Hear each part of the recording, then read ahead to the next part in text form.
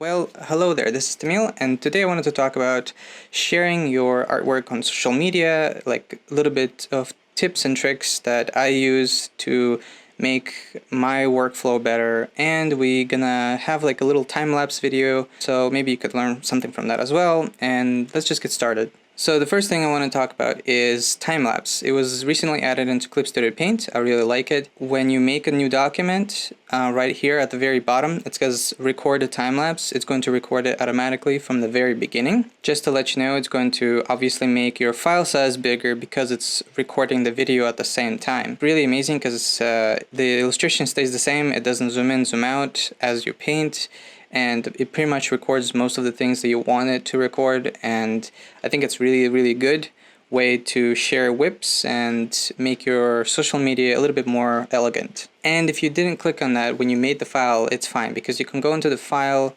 and you can go into the time lapse, and there's going to be two buttons, and right here it says checker mark, which means it's recording.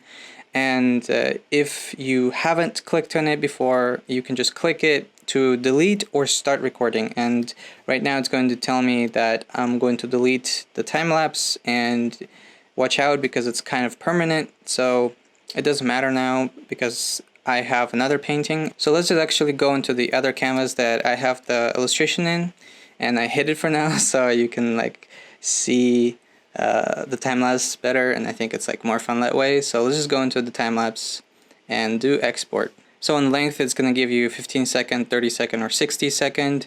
I think giving 60 second is like the best option, because most of the videos on Instagram or other social media, they don't really support very long videos. So I think 60 is like a really good middle ground. For size, I would just keep it as high as possible depending on your computer. This should not be too much of computer processing. And for aspect ratio is like very interesting because it gives you templates, because different social media has different templates. And Instagram, for example, is usually 1:1, and it's actually going to compress your image or your painting into a small thing that looks like a square, so it's easier on the eye. And once you're done with that, you can actually export it and save it as a separate file. Once you're done with exporting that, you can actually get into auto actions, which I use a lot. Auto actions, simply put, record whatever you're doing, and later, once you click on it, it's going to repeat the process of what you were doing before. For simple tasks, it's really amazing, and here's how to use it. So with pretty much most paintings that I would be exporting, I usually add sharpen, which let's set up an action for that. And you want to set up auto action, and in the window, if it's not open, you can find it right here. And the first thing you want to do is create a separate auto action set right here. In short, it's just like a folder that you can skip through, and you probably have the default, and there's a lot here.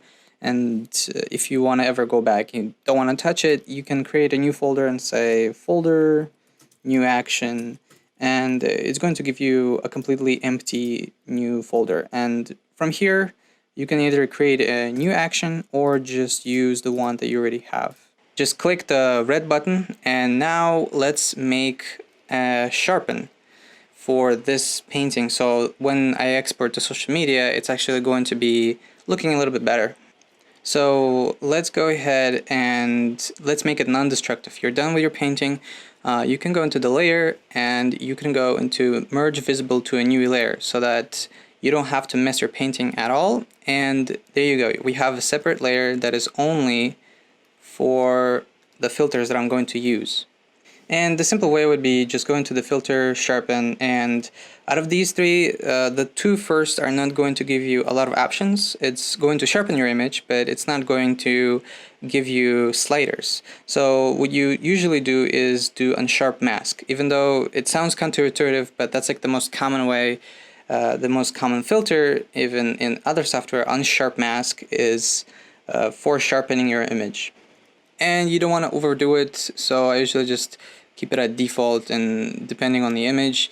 But since we're doing auto action, I just want to keep it at lower settings just in case. And it's not going to give you a lot of effect, but it's a little bit looking more interesting on the eye. So let's just see the difference. Another thing that I do for my paintings is I do noise, which is very interesting because it gives you a little bit texture to your painting. So let's make a new layer and go into filter, render Parallel Noise. And this is going to give you the noise, and usually the scale is way too big, so I usually just put it all the way down. And this is the parallel noise. Then I set it to overlay, and I lower the opacity a lot. So maybe like 10% is the highest that I'm gonna go. And now you can see that it's giving you like a little bit of texture. Now I'm done with this, and I made small adjustments as I was going and experimenting with this action, so I don't want some of it. So for example, sharpen and sharpen more is not something I want, and that's why I just go into delete button and I just remove it from the auto action. Now there's another thing. This is going to be 1920 by 1080, which is not ideal, for example, for Instagram. I just want it to be square. So let's just make a new action and let's call this one square. And once we start recording, we can again create a new layer, and we're going to merge visible to new layer so it's not destructive. And then we can go into edit and canvas properties. And this is where we're going to change things. And I just want to do 1080 by 1080, which is the standard for Instagram. And once you're done with that, you can just stop the action and do Ctrl T and fit it however you want for this image. And it depends on what you're going for and what kind of painting you have. But I like to manually adjust it and not rely on auto action too much. So we rendered it, we sharpened it, we added noise. Now what? Now this one is also super simple, and a lot of people don't have it in their auto action, and I really like this one. So let's make a new one and let's just call it export. And so for export, I can go into file and let's just save as, or save as a duplicate if you're into this. And for example, Instagram doesn't accept PNGs, so let's just do a very quick JPEG. And we can just don't change anything, it's just gonna leave it like this, and it's going to export it to our desktop. And another thing is that you can actually set up a button mode, so you don't have to go into the play anymore. I can just actually do sharpen noise. I just click on it and it's going to do the action for me without, you don't have to do anything else. And you can do square again if I mess something up, for example. And now I have these two, and whatever I want, I don't have to go to file, save, yada yada. I can just do export. And the other thing is that you can also change the canvas for export. So for example, if I want, I can just go into edit and change image resolution, and I do 280 for example, so double the size, and I can save it in the action, and then I can put it into the export. So anytime I export it, it's going to be double the size of 1080, and you can play around with it for whatever convenient way you want, but this is my like super must-have thing for me. It's like sharpen noise and formats, and you can change the format to whatever you want to. And just look up social media formatting and see what their perfect size is, because for example, for Instagram, 4:5 is the longest one you can get, and the widest is some weird other ratio. And you can save them as small bookmarks, and so you don't have to do it every single time for every single painting. And same goes for export. You can do export, double the size, export in PNG. You can shorten the size and do 1080. Another thing that I want to point out is that if you're doing Instagram, for example, right, you should be doing double the size of whatever they're allowing, and you're the one who should be doing the compressions. So let's just say that what they allow is 500, is the biggest size that they give you. I would go for my painting 1000, then I would actually do the sharp and mask and all of those things, and then I would scale it down to 500, And the reason being for that is when you upload too big of a picture, so let's say I do 3000 and I'm uploading it to be 500 on the website, the website is going to compress it for you. In most cases, from what I've seen, doing too high is actually harmful to your artwork. And when the website is compressing it for you, so the website is going to change the size, not you, not Clip Studio Paint, but the website, it's going to look a lot worse than you would expect.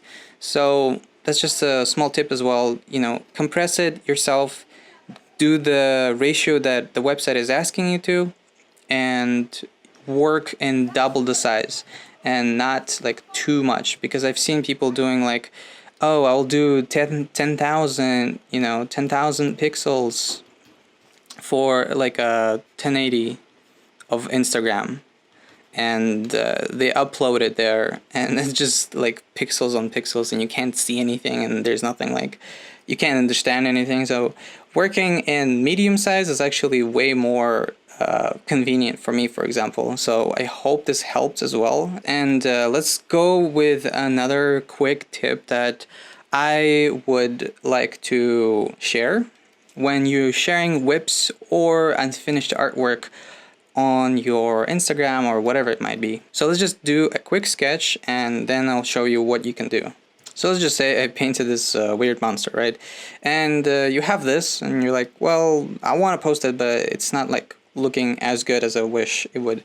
So first of all, you can always increase the contrast of the image, and let's just go into right here and just add like a small backdrop for the character. Like, it doesn't even have to be too complex, just go whatever you might be comfortable with. So let's just go very lightly like this, and there we go, we have the character, right? And the other thing is that if you're painting on midtone, which I usually do, you could create more contrast again for your painting. And an easy way to do this is to add either black outline or a white outline for the character, so that you can actually see them pop, which is a super cheap trick. You know, it's not like anything crazy amazing, but you can, you know, have a little bit of difference for that. Another one, so you're done with this, right? You finish your whip and you're thinking like, okay, I can upload it. But you can also, if it's black and white, which, you know, most quick sketches and studies are, I would recommend you going into gradient maps and just add a little bit. And the way you could do it is go into layer, new correction, and do gradient maps. And like very quick gradient map will help you to make your drawing looking more interesting. So let's just say I like this one, and you know, it looks crazy, but let's just go ahead and lower the opacity, and maybe you can set it to color and just lower the opacity to like something like maybe 30 or 50. And there you go. This looks a little bit more interesting than anything usual. You know, it's pretty much the same drawing. Like, I'm not saying this is way better than before, but if you're doing this on social media, it could look like a little bit more presentable. And I recommend you making the same gradient map for every whip that you're going to create. And like, let's say I want to, you know, draw figure studies for like a month or so, and they're not going to be finished. But if I want to use gradient maps, I would just use like one color, like blue, for example. And each time someone will see the blue gradient, like blue tint on your artwork, and they're gonna see the figure drawing, they're gonna be like, oh, it's that one artist. And on social media lately, it's like a big deal where it's not a lot about if your art is good. Sometimes it's a lot about, do you remember that one artist? Because there's a lot of times where I, for example, follow artists and I don't remember who they are or what they do, and I literally go on their profile from time to time just because I remember them, just because I remember their color palettes and stuff like that. So maybe this will be helpful to you as well. And these are just the quick tips that I could recommend doing if you haven't done them before. They're pretty useful, pretty easy to implement into your artwork. And I hope you liked this video. Let me know if you have any other tips that you learned, just like quick small ones, like, oh, I just did this when I was posting it and it made it so much better. And it's like, this is not a heavy video, it's just not too much into this, but I hope this helped, and happy painting.